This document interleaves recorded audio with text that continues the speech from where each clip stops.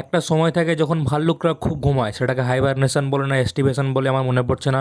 But ব্যাপারটা হচ্ছে এখন তো শীতও নয়, এখন গরমও নয়, তো আমার এত কেন ঘুমাচ্ছে। ওয়েলকাম ব্যাক গছের গছের গল্পের ডেলি এক পেজ সিরিজের 5 নম্বর মিনি ব্লগে। সন্ধ্যাবেলায় মাকে বললাম কফি করতে এবং আমি সন্ধ্যাবেলায় কফি খেয়ে আমি বসে গেলাম বই পড়ার জন্য। অন্যান্য দিনের মতো আজকে আমি এক পাতা গল্প পড়ে শোনাবো, বাট একটা অ্যানাউন্সমেন্ট আছে, সেটা হচ্ছে আজকাল আমি আর ইউটিউবে এই আমার সিরিজটাকে কন্টিনিউ করবো না। এই সিরিজটাকে আমি কন্টিনিউ করব ইনস্টাগ্রাম অ্যাকাউন্টটা আমার ডেসক্রিপশনে দেওয়া থাকবে এবং সেইখানে তোমরা গিয়ে দেখতে পারবা। ইনস্টাগ্রাম অ্যাকাউন্টে ছাড়ার কারণ হচ্ছে ইনস্টাগ্রাম অ্যাকাউন্টে আমি শুধুমাত্র স্টোরি টেলিংটা চালিয়ে যাবো, তাতে আমি মিনি ব্লগ সম্পর্কে কিছু বলবো না। বাট ব্যাপারটা হচ্ছে ইউটিউবে আমি মিনি ব্লগটা চালিয়ে যাবো। যাই হোক, ন্যারেটারের চোখে যারা তীক্ষ্ণ গলায় বলে উঠলো আমি তার বর এবং শাশুড়িকে জেলে ভরে দেবো, আমি আমাদের এই কেসটা আমাদের লয়ারের সাথে আলোচনা করব। এই কথাটা বলে চিত্রা উঠে পড়লো। প্রত্যেক দিনের মতো সে আমার কাঁধে হালকাভাবে হাত দিয়ে বলে উঠলো, চললাম প্রিয়। ব্যাপারটা এলোমেলো মনে হয় আমার কাছে যখন আমি এই মুহূর্তগুলো মনে করার চেষ্টা করি, যদিও আমি জানতাম এটাই শেষ। আমার মনে পড়ে যখন সে সেখান থেকে উঠে গেছিল, আমি সেখানেই চুপ করে বসেছিলাম। আমি আর তাকে দেখা করিনি সেই সময়, যে সময় আমরা দেখা করতাম প্রত্যেক দিন বিকালে। জানি না চিত্রা আমার ব্যাপারে ভিনসেন্টকে জিজ্ঞাসা করেছিল কিনা।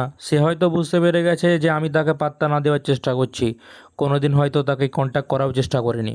আজকে যখন আমি কফি হাউসে বসে আছি, আমার মনটা আজকে অনেকটা চঞ্চল। আমি যদি মনে করতে পারছি সেটা ভিনসেন্টের জন্যই। সে জানে যে আমি তার সাথে কথা বলার জন্য আগ্রহী। ভিনসেন্ট এলো নিজে থেকেই এবং আমি তাকে আরও একটা লেমন সোডার অর্ডার দিলাম।